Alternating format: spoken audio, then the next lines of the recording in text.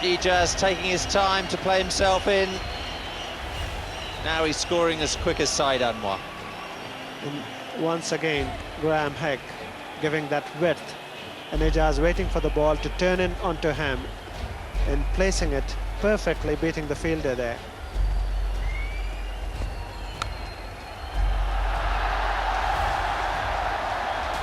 It's just going to get there.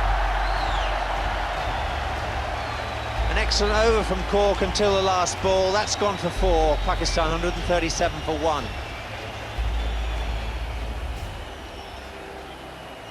This partnership already worth 56 runs.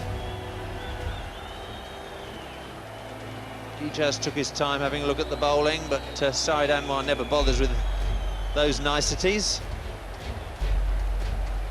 Neil Smith has come on to replace Graham Thorpe. 3 substitutes on for England. I don't know who fields next if someone else gets injured. That may be a problem for Geoffrey Boycott and Tony Lewis. And it's a problem for Saeed Anwar. Well, he's played a shot so well, so often. One of the rare occasions I felt that the England bowlers kept the ball up there, dragged the batsman into the drive, but a super little innings. Well, it's a very full, extravagant drive. Didn't quite get his foot to the ball, but you can't criticise a man who's played splendidly.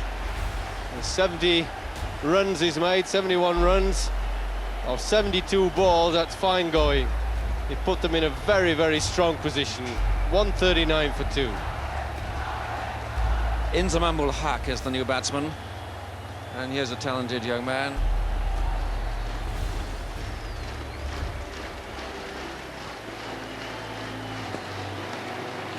Oh, that's got away. Well, half stopped by Jack Russell. England can't afford that, and so often Cork strays down the leg side. I wonder if that was half a chance. I wonder if he just got a little bit of a leg glance on that. And Jack Russell got his left hand, a very difficult one, low and diving left.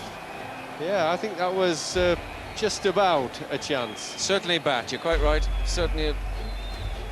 Nobbit, just as we say in Yorkshire, but he just got the glove there. Would have been a terrific catch.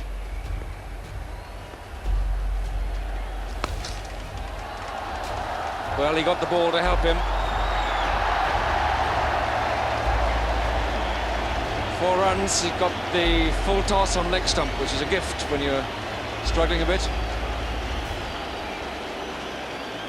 Yeah, it was a good attempt, but nothing much the fielder can do with a ball that's drifting down leg.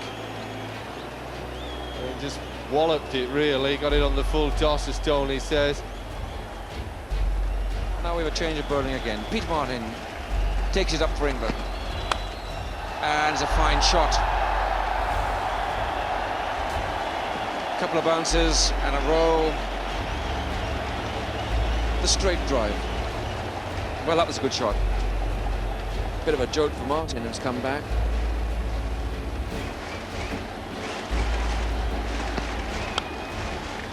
Well placed, nicely timed. Looks like 4, and is 4.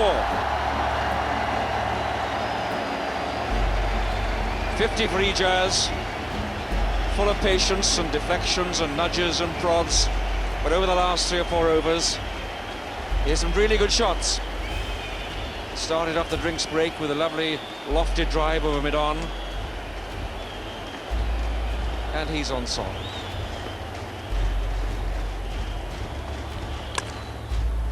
That's driven square of the wicket. It's running down to the 3rd man boundary, and it's going to be 4 runs.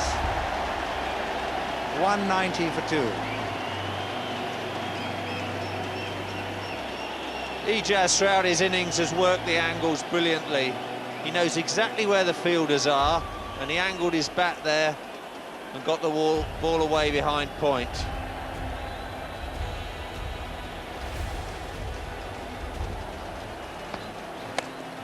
That's a full toss, and it's going to be 4 runs possibly. Oh, brilliantly fielded there. What a magnificent stop, and he saves almost a certain 4. Hick Very fine bit of fielding. 193 for 2. Perfect timing of the slide, and Hick making sure the ball goes nowhere near that rope. Excellent work.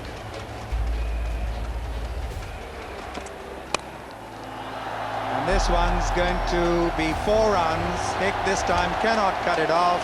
First bounce over the boundary line for 4.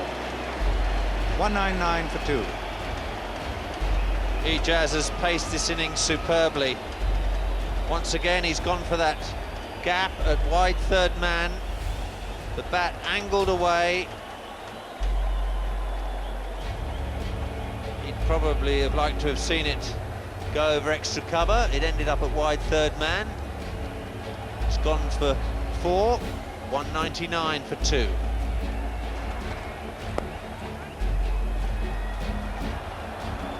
Single, and that's the 200 for Pakistan. 200 for 2 coming in 39.5 overs.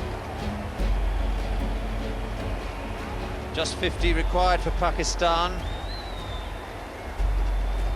And the rate required now nudges under 5 and over. What can England conjure up?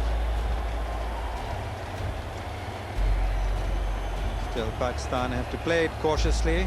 Cannot afford to lose some quick wickets here. And that's straight past the bowler, and it's going to be 4 runs.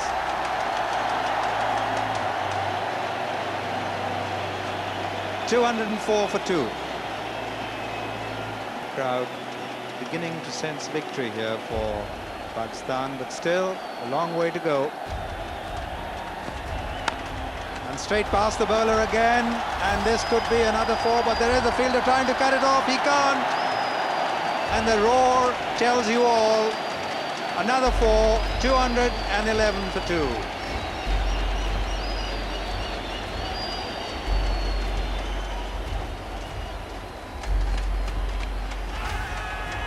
And there's an appeal for a catch behind, and he's out. Ijaz is standing there, but he's out, caught behind. 214 for 3. A very important wicket for England. They're hanging on in there. Ijaz has gone. It's all smiles with the umpire. He just stayed there, waited for the decision. Nearly all players will wait for the umpire's finger. He goes for the drive, thin outside edge, through to Jack Russell. Venkat's finger goes up. Ijaz, an excellent 70 from just 83 balls. Pakistan, 214 for 3. And that's Javed Miandad coming out to a tremendous roar and applause from this crowd.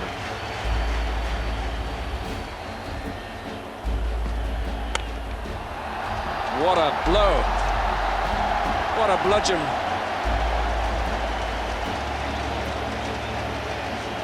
Look at those shoulders. I think there's a little bit of byplay there. I think he hit this with a lot of feeling. Take that. He's known to have a little bit to say, is Dominic Cork. He's a fierce competitor.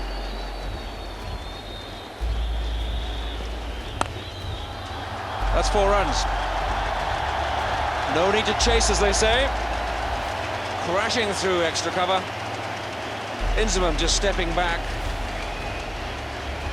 but then launching those big shoulders at the ball. Lovely swing of the bat. Well, he must have a terrific eye. I've seen him play a couple of knocks like this before, and just steps away and belts it.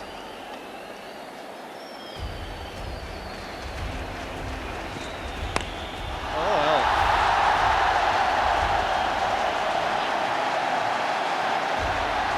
That's what they wanted. That's what they wanted from Javed Miandad. I've never heard a single 4 applauded in this way. 243 for 3.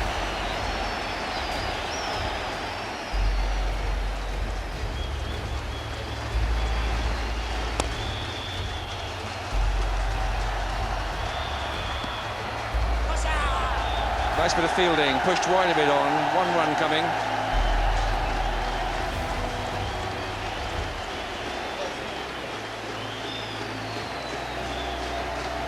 I think the good thing from Pakistan's point of view, that they're coasting to victory, and if they'd had to get a larger target, they could have got it. In fact, really, they could have got England's target with probably 4 overs to spare. I think they will go home very pleased, not just with a victory, but with the fact that they've played really well in batting.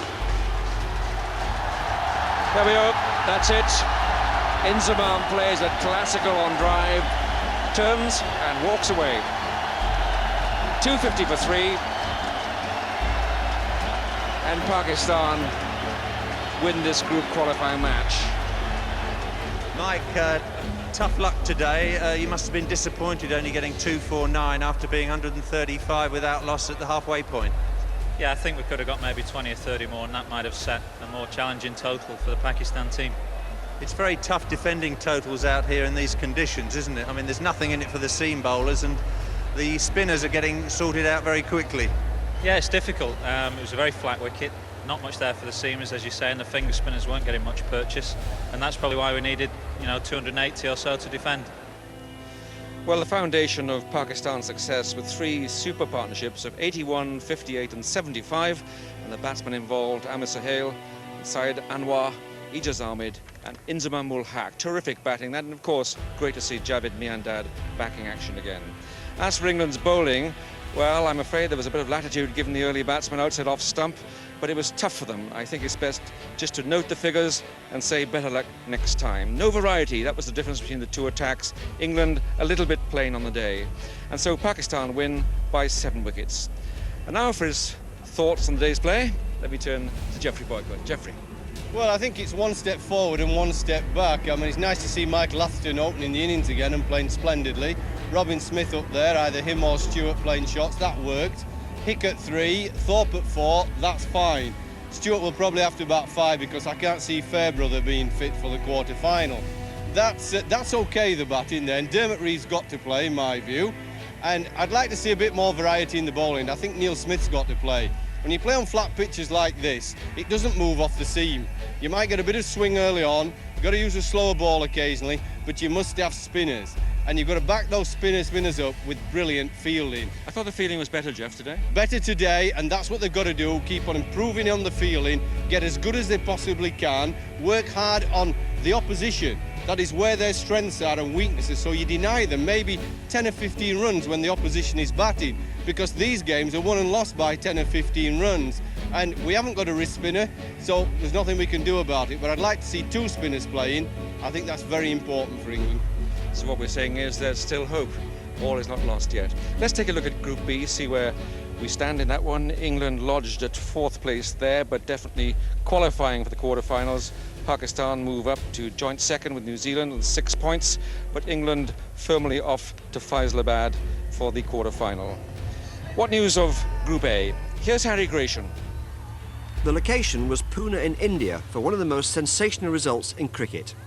Brian Lara's dismissal for 8 to the bowling of Rajabali plunged the former world champions into panic. To make matters worse for them, they couldn't even make 100. The final wicket went to Rajabali. He bowled Cameron Coffey to dismiss the West Indians for 93.